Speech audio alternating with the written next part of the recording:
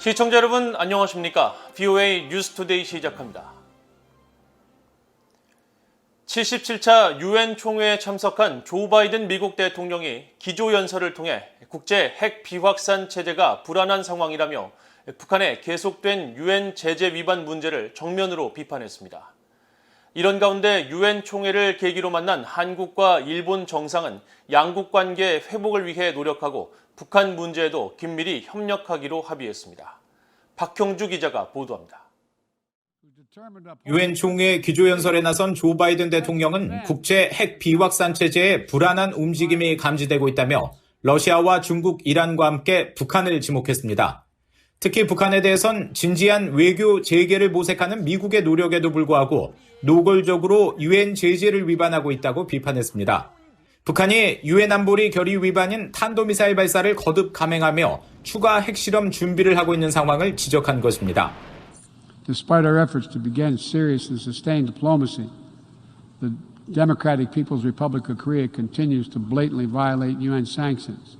러시아에 대해서는 지난달 열린 핵 확산 금지 조약 NPT 평가 회의에서 최종 선언문 채택을 저지한 일을 지적했습니다. 또 중국에 대해선 전례 없이 불투명한 방식으로 핵무기를 비축해 우려스럽다고 밝히고 핵전쟁은 승자가 없으며 결코 일어나서는 안 된다면서 핵 비확산 체제를 강화하는 최상의 방법은 외교라고 강조했습니다. 바이든 대통령은 이번 연설에서 러시아의 우크라이나 침략을 규탄하는 데 집중했습니다.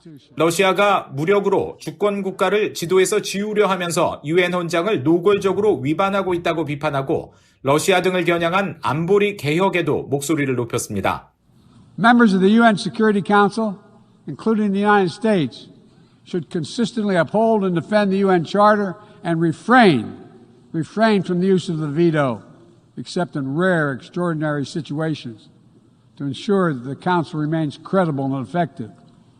이런 가운데 한국의 윤석열 대통령과 일본의 기시다 후미오 총리는 유엔 총회를 계기로 약 2년 9개월 만에 한일 정상회담을 열었습니다.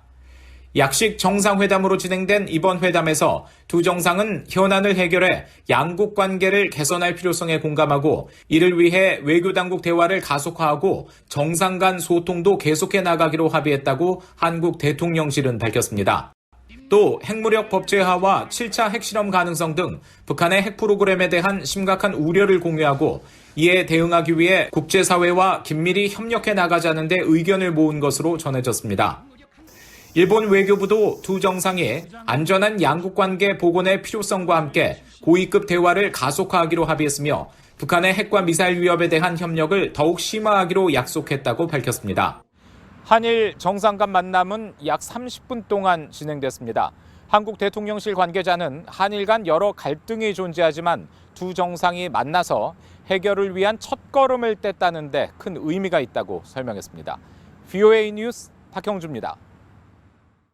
유엔 총회 일반 토의 첫날 일정에서 프랑스와 독일, 일본 등 3국 정상들이 북한의 핵 위협과 인권 문제를 지적했습니다.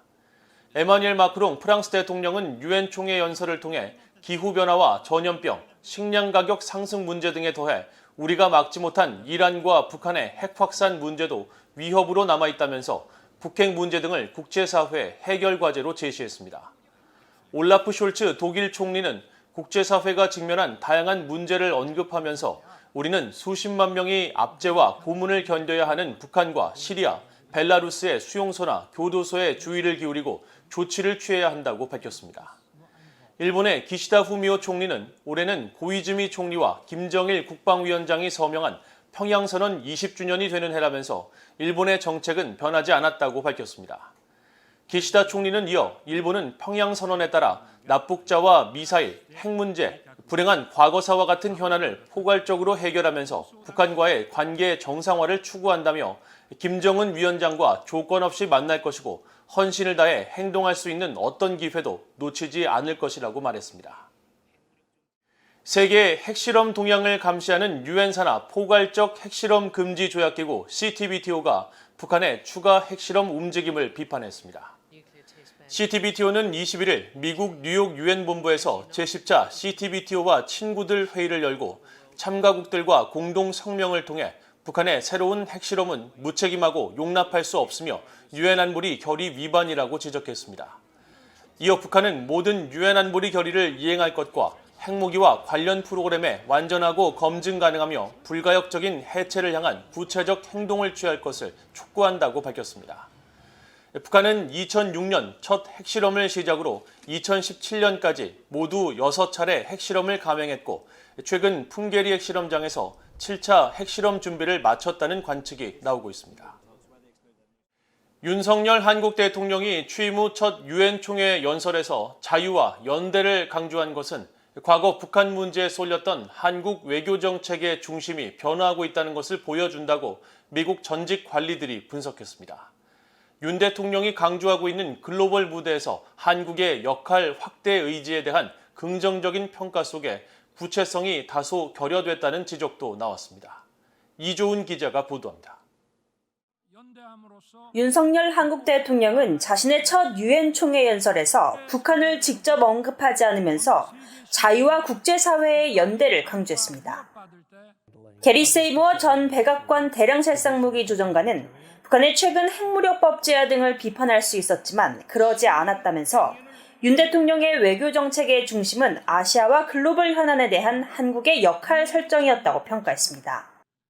So I think Yoon is coming to office with very low expectation about what can be achieved with North Korea. And the central element of Yoon's foreign policy is not North Korea. Instead, it's establishing or strengthening ROK's role as an international player. Big Asia issues and international issues. 과거 유엔 총회 연설에서 종전선언 제안 등 북한 문제를 중심에 둔 문재인 전 대통령과 달리 윤 대통령이 북한을 직접 언급하지 않은 건 전략적인 측면이 있다는 분석도 나옵니다. 로버트 랩슨 전 주한 미국 대사 대리는 윤석열 정부가 북한의 비핵화와 이에 대한 담대한 구상 제안에 우선순위를 두고 있다는 점을 감안할 때 윤 대통령의 이번 연설에서 북한에 대한 짧은 언급조차 없었다는 것은 이례적이라고 말했습니다. 그러면서 북한이 언급되지 않은 건 남북 대화에 대한 지지를 끌어내기 위한 북한과의 긴장 관리 노력의 일환일 수 있다고 분석했습니다. 워싱턴의 전문가들은 윤 대통령이 취임 이후 줄곧 자유와 민주주의 확대에 대한 의지를 강조하며 글로벌 무대에서 한국의 역할 확대에 외교 정책에 중점을 두고 있는 것을 긍정적으로 평가했습니다. 일각에선 윤 대통령의 이런 구상에 다소 구체성이 결여됐다는 지적과 함께 글로벌 무대에서 한국의 역할 확대는 현실적인 한계가 있다는 지적도 나옵니다. 글로벌 플레이어가 되기 위해선 아직 군사, 정치 및 경제적 무게감이 부족하기 때문에 보건과 정보통신, 첨단 산업 등 한국이 우위에 설 수 있는 분야를 찾아야 한다는 겁니다. There are certainly limits to the degree to which South Korea can be a global player. You know, it doesn't have the military, political, or economic weight that larger countries have. So that's why South Korea often has to look for niche issues where it has a technological advantage. 피츠패트릭 전 부차관보는 그러면서 윤 대통령도 이런 한계를 인식하고 보건과 디지털 격차, 그리고 지구온난화 문제에서 한국의 역할을 언급해온 것으로 평가했습니다. BOA 뉴스 이존입니다. 한국 정부 당국자들이 최근 한국의 유엔 북한 인권 결의안 공동제안국 참여 의사를 밝힌 데 대해 유럽연합 EU가 환영의 입장을 나타냈습니다. EU 대변인실은 21일 한국의 북한 인권 결의안 공동제안국 재참여 입장에 대한 BOA의 논평 요청에 북한의 인권 존중과 보호를 촉구하는 데 있어 국제적 단결을 보여주는 것은 매우 중요하다며 우리는 한국을 포함해 가능한 한 많은 유엔 회원국들의 북한 인권 결의안 공동제안국 참여를 환영할 것이라고 밝혔습니다. 캐나다 외무부 대변인도 한국 정부의 유엔 북한 인권 결의안 참여와 관련해 우리는 북한이 조직적인 인권 유린을 해결하고 이 문제에 대한 국제적 조치를 지원하는 모든 기회를 가질 것을 계속 촉구한다고 밝히고 캐나다는 유엔 인권이사회와 제3위원회에서 북한 인권 상황에 대한 우려를 제기하는 결의안을 계속 지지하고 있다고 강조했습니다. 한국은 지난 2008년부터 2018년까지 유엔 총회 북한 인권 결의안에 매년 공동 제안국으로 참여했지만 문재인 정부 당시인 2019년부터 4년 연속 불참해왔습니다. 로버트 에이브럼스 전 주한미군 사령관은 주한미군은 미국이 위기 상황에서 한국을 보호하겠다는 약속을 의미하며 타이완 위기 시 주한미군의 일부가 투입된다 해도 대북 억지력을 유지할 수 있다고 말했습니다. 에이브럼스 전 사령관은 21일 타이완 위기 상황 시 주한미군이 긴급 투입될 가능성이 있느냐는 VOA의 질문에 미국은 모든 가능한 선택지를 검토할 것이라면서 그러나 미한 동맹은 대북 억지력을 유지할 방법이 있다며 이같이 말했습니다. 에이브럼스 전 사령관은 현재 약 28,500명 수준인 주한미군의 규모가 비교적 크지 않다면서도 그들은 북한의 모험을 억제하는 주한미군 규모 이상의 역할을 수행한다면서 만일 주한미군 일부가 타이완 위기에 투입된다 해도 미한 동맹은 대북 억지력을 유지할 수 있을 것이라고 밝혔습니다. 최근 조 바이든 미국 대통령은 중국이 타이완을 침공할 경우 미국이 군사적으로 타이완을 보호할 것이라고 밝혀 주한미군을 포함한 영내 미군 병력의 이동 가능성이 주목받고 있습니다. VOA가 중국 해관 총서의 북중 무역 세부 자료를 살펴본 결과 지난 8월 한 달간 중국이 북한에 제공한 유류 제품은 아스팔트 재료인 석유 역청 112만 달러어치와 윤활유용 기유 63만 달러어치, 윤활유 53만 달러어치가 유일한 것으로 나타났습니다. 이 같은 내용은 중국이 지난 8월 한 달 동안 북한에 휘발유와 경유, 등유 등 연료성 유류를 공식적으로 판매하지 않았다는 것을 의미합니다. 하지만 이 같은 내용과 달리 북한 최대 유류 항구인 남포에는 이 기간에 최소 8척의 대형 유조선이 입항한 것으로 파악되면서 공식적으로 북한에 유류를 판매한 나라는 없지만 수만 톤의 유류 운송이 가능한 유조선의 입출항이 계속되고 있어 비공식적인 유류 거래가 지속되는 것으로 추정됩니다. 이상으로 VOA 뉴스투데이를 모두 마칩니다. 시청해주신 여러분 고맙습니다.